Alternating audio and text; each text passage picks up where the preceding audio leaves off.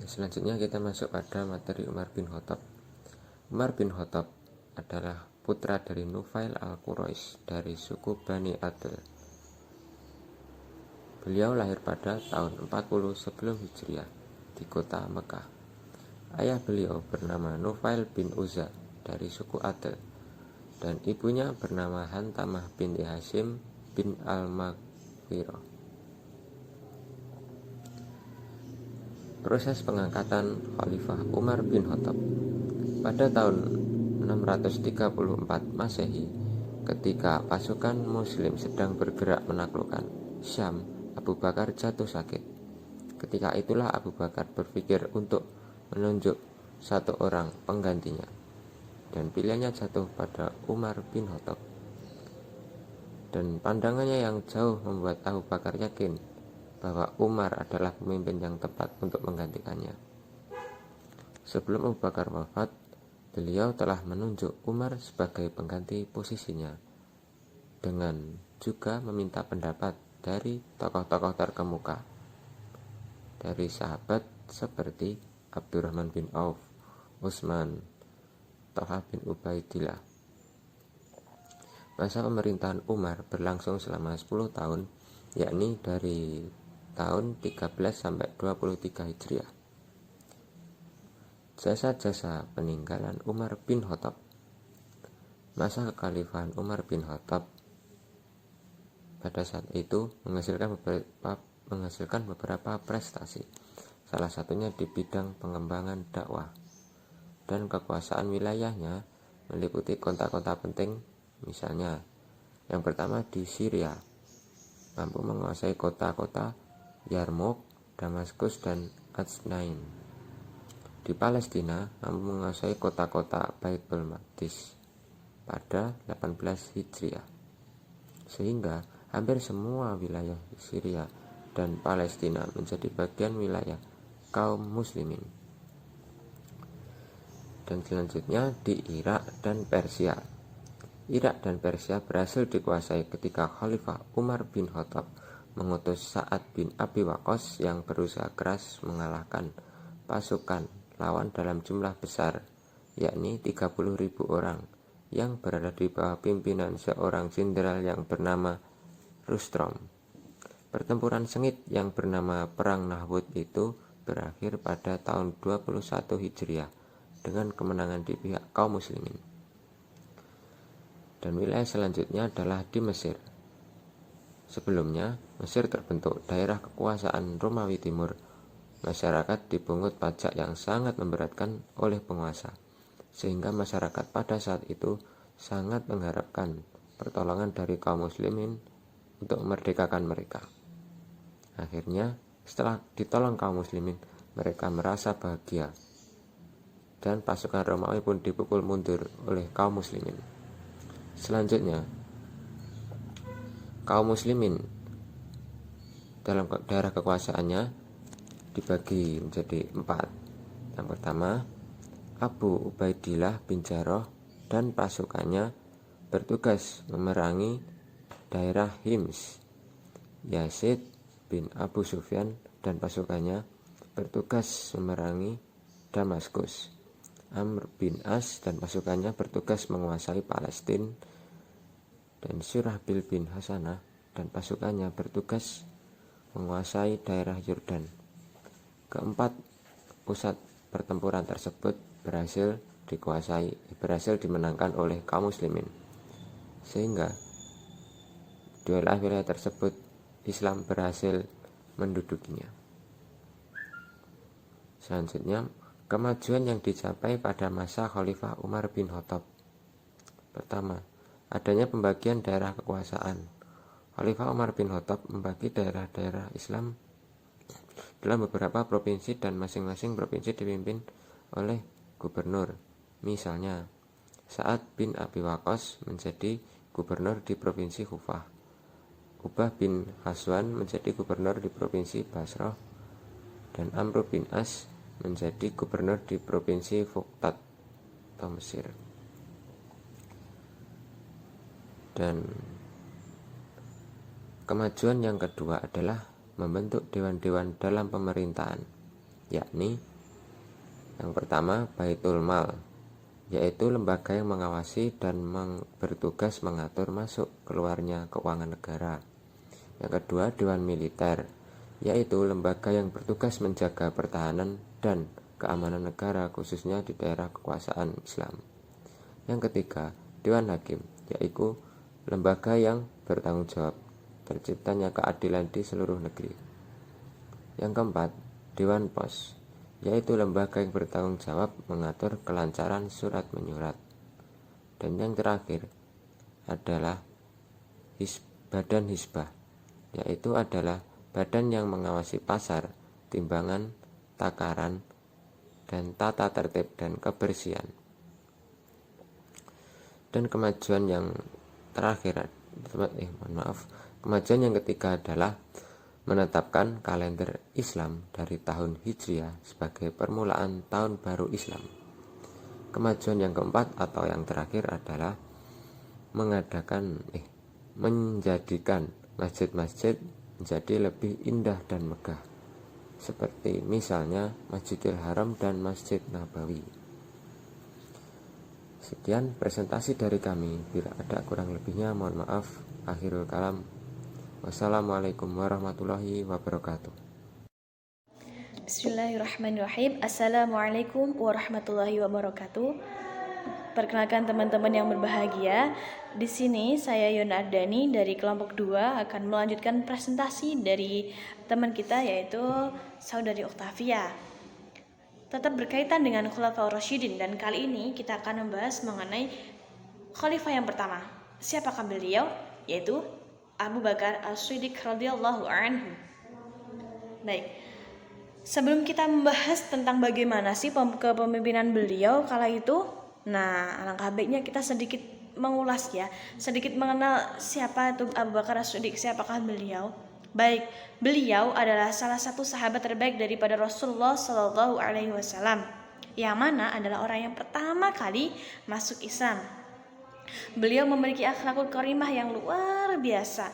Beliau tegas, namun juga penuh dengan kasih sayang. Baik, kemudian itu ya sedikit banyak kita tahu ya, dan beliau juga termasuk mertua daripada Rasulullah, yaitu anaknya tercinta Siti Aisyah menjadi istri Rasulullah Shallallahu Alaihi Wasallam. Baik, kemudian di sini langsung saja teman-teman kita membahas tentang masa kepemimpinan atau Khulafaur Rasyidin daripada Abu Bakar As-Siddiq radhiyallahu anhu. Oke, pertama, sebelumnya pasti ada suatu history atau mungkin sejarah kenapa kok bisa beliau jadi pemimpinnya, yaitu kala itu umat muslim khususnya kaum muhajirin kaum ansor pada kala itu sedang mengalami hati yang sangat terluka, hati yang sedih ya.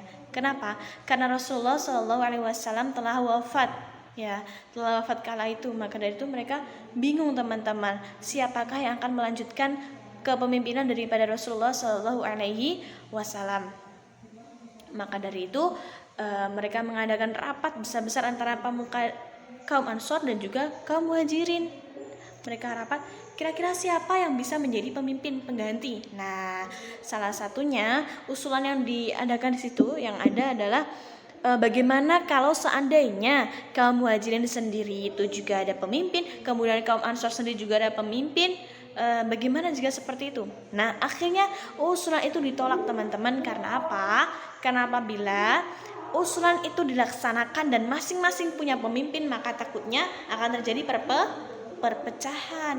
Nah, maka dari itu dipilihlah orang yang paling dekat dengan Rasulullah dan orang yang paling baik akhlaknya setelah Rasulullah kala itu, yaitu Abu Bakar As-Siddiq radhiyallahu anhu.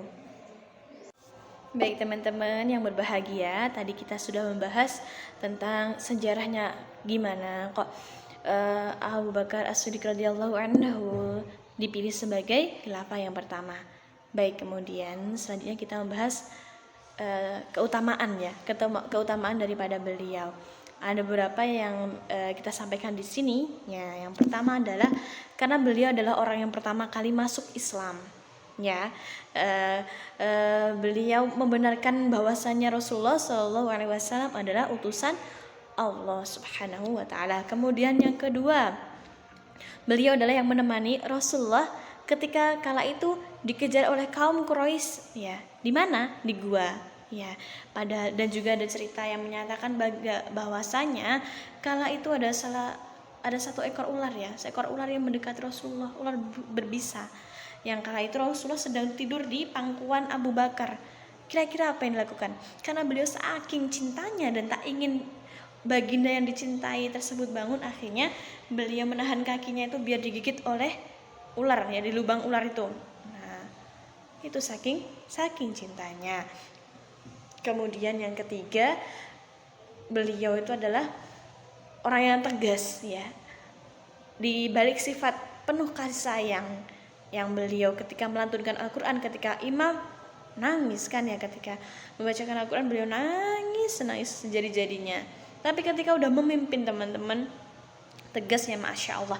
Dan ketika ada pertempuran besar ataupun apapun yang dilakukan itu berjuang untuk Islam, beliau menyerahkan seluruh hartanya untuk Islam. Ketika ditanya oleh sahabat para tabiin kala itu, apa jawaban dari Abu Bakar? Wahai Abu Bakar, kenapa engkau memberikan seluruh hartamu untuk perang? Lalu gimana dengan sanak keluargamu? Apa yang dikatakan? Ada Allah yang maha memberi rezeki dan tidak akan tertukar ketika memberi rezeki. Itu, ya. Baik, kali ini yang terakhir teman-teman, yaitu peninggalan apa saja sih yang ditinggalkan oleh Abu Bakar As-Siddiq radhiyallahu anhu kepada umat muslim kala itu dan juga saat ini, ya. Yang pertama teman-teman, peninggalannya adalah, ingat ada pepatah yang menyatakan bahwasanya gajah mati meninggalkan gading, ya. Kemudian harimau mati meninggalkan belang. Ketika manusia mati meninggalkan nama, bukan nama terang. Namaku Yonardani, Dian Sukmawati, mungkin juga Yusuf dan sebagainya. Tidak seperti itu yang dimaksud dalam konsep ini, yaitu nama yang baik. Maka kala itu yang ditinggalkan oleh Abu Bakar As-Siddiq radhiyallahu anhu adalah sifat-sifatnya yang baik, akhlakul karimah. Dia yang sabar, dia yang santun, kemudian dia yang tegas, kemudian dia yang rela berbagi seluruh hartanya untuk Islam, jihad fisabilillah. Itu yang bisa diteladani, Masya Allah. Kemudian yang kedua, peninggalannya apa teman-teman? Peninggalan yang saat ini selalu kita buka, apa itu? Al-Quran, yang sangat penting sekali bagi kelangsungan hidup orang Islam di seluruh dunia. Kemudian yang terakhir, peninggalan kala itu adalah Islam diterima dakwahnya, kemudian penyebarannya semakin luas di daerah sekitar Arab dan sekitarnya, ya. Maka dari itu sungguh sangat berjasa Abu Bakar As-Siddiq radhiyallahu anhu. Oke, mungkin begitu teman-teman, ya, yang bisa saya sampaikan mengenai khilafah Abu Bakar As-Siddiq radhiyallahu anhu. Ada kurang lebihnya mohon maaf, dan presentasi akan dilanjutkan oleh saudara Yusuf. Kepadanya disilahkan. Assalamualaikum. Sebenarnya banyak banget, ya teman-teman, keutamaan daripada Abu Bakar As-Siddiq ini. As-Siddiq adalah yang terpercaya, ya. Sebegitu terpercaya hingga memberikan gelar kepadanya, yaitu As-Siddiq, yang dipercaya, amanah.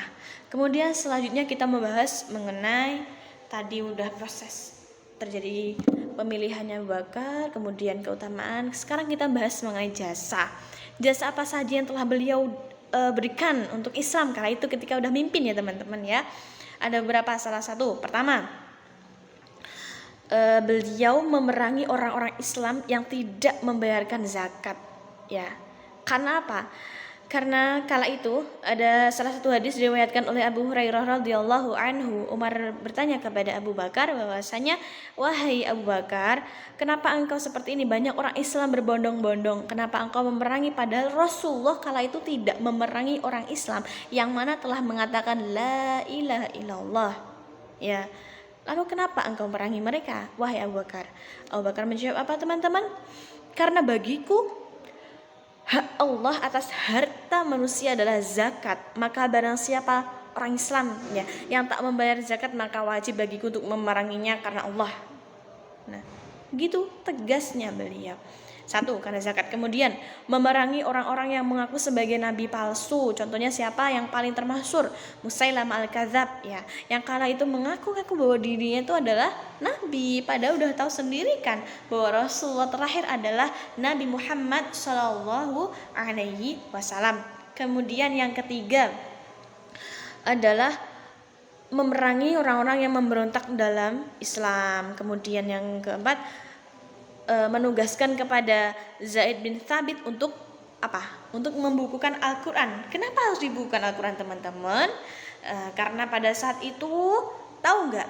Karena pada saat itu banyak sekali para mujahidah, para penghafal Quran gugur di medan perang, di medan pertempuran. Dan sedangkan Al-Quran yang ditulis dalam pelepah-pelepah mungkin kurma ya, atau tumbuhan kala itu, kemudian juga di atas batu ya, tanaman, kulit hewan itu pada berterbangan, pada berserakan, maka ditakutkan akan hilang. Maka dari itu atas usulan daripada Umar bin Khattab radhiyallahu anhu, Al-Quran dibukukan oleh Zaid bin Thabit.